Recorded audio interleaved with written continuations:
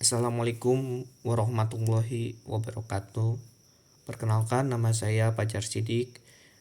Saya dari Fakultas Teknik, Prodi Teknik Sipil. Di sini akan menjelaskan perihal media sosial.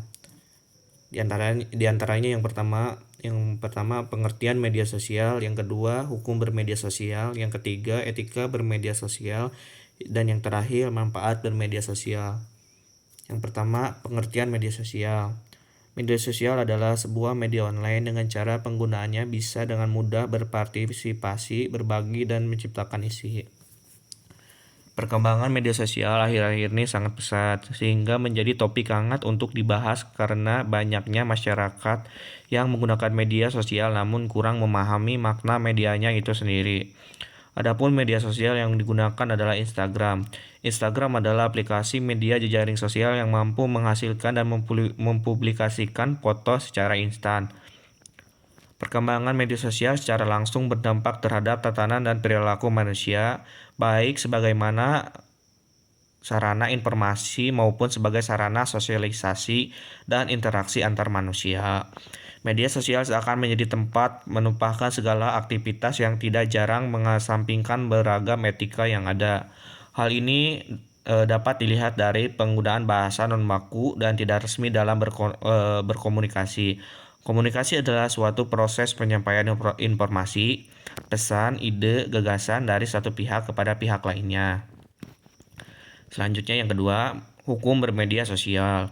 Sebagai acuan hukum dalam bertransaksi informasi dan elektronik, maka diterbitkan Undang-Undang tentang Informasi dan Transaksi Elektronik, yaitu UU ITE nomor 11 tahun 2008. Undang-Undang ITE ini juga mengatur setiap orang yang melakukan perbuatan hukum sebagaimana diatur dalam undang-undang ini, baik yang berada di wilayah hukum Indonesia maupun di luar wilayah hukum Indonesia, yang memiliki akibat hukum di wilayah hukum Indonesia atau di luar wilayah hukum Indonesia dan merugikan kepentingan Indonesia.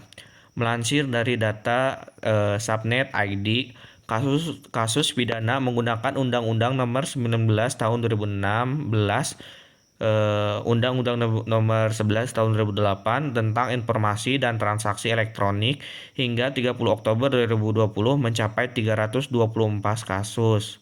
Di antaranya, yang pertama, sebanyak 209 orang dijerat dengan pasal 27 ayat 3 tentang pencemaran nama baik. Sebanyak 76 kasus dijerat dengan pasal 28 ayat 3 UU ITE tentang ujaran kebencian.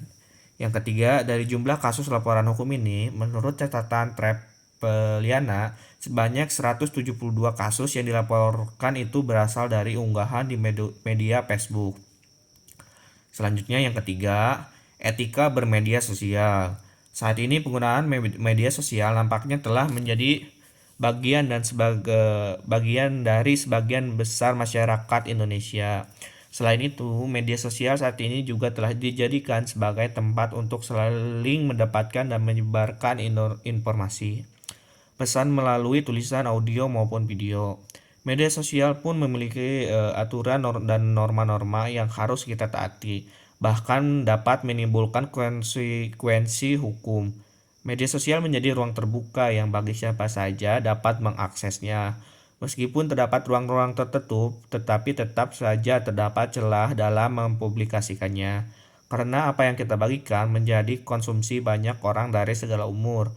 Akan lebih baik kalau kita memikirkan kembali apa yang kita bagikan, memperhatikan etika ketika berbagi di media sosial. Adapun etika bermedia sosial yang baik dalam media sosial adalah jangan menggunakan kata kasar, provokatif, porno, ataupun sara. Jangan memposting artikel atau status yang bohong. Jangan mengcopy paste artikel atau gambar yang mempunyai hak cipta, serta memberikan komentar yang relevan. Selanjutnya yang terakhir, manfaat bermedia sosial. Yang pertama, konektivitas. Salah satu manfaat dari media sosial yaitu konektivitas. Seseorang bisa menemukan beragam macam orang dari mana saja. Hal ini tidak terbatas jarak yang ada. Oleh karena itu, walaupun jauh seseorang bisa tetap terhubung. Yang kedua, pendidikan. Media sosial tidak hanya untuk berhubungan dengan orang lain, tetapi juga pendidikan. Melalui media sosial, seseorang dapat memperoleh berbagai ilmu. Ilmu yang ada juga terdiri dari berbagai bidang sehingga menambah pengetahuan juga. Bantuan. Media sosial dapat membantu ketika seseorang sedang membutuhkan bantuan. Melalui sebaran informasi yang ada, seperti donasi, media sosial dapat menyebar ke berbagai wilayah. Hal ini bisa mengundang empati orang lain untuk turun membantu seseorang atau lembaga sosial yang membutuhkannya. Yang terakhir, informasi. Manfaat media sosial yang cukup terasa yaitu penyebaran informasi yang ada. Walaupun tidak memperhatikan pemberitaan di televisi ataupun koran, dengan media sosial informasi tetap dapat didapatkan. Sekian yang dapat saya sampaikan. Mohon maaf apabila ada kesalahan. Wassalamualaikum warahmatullahi wabarakatuh.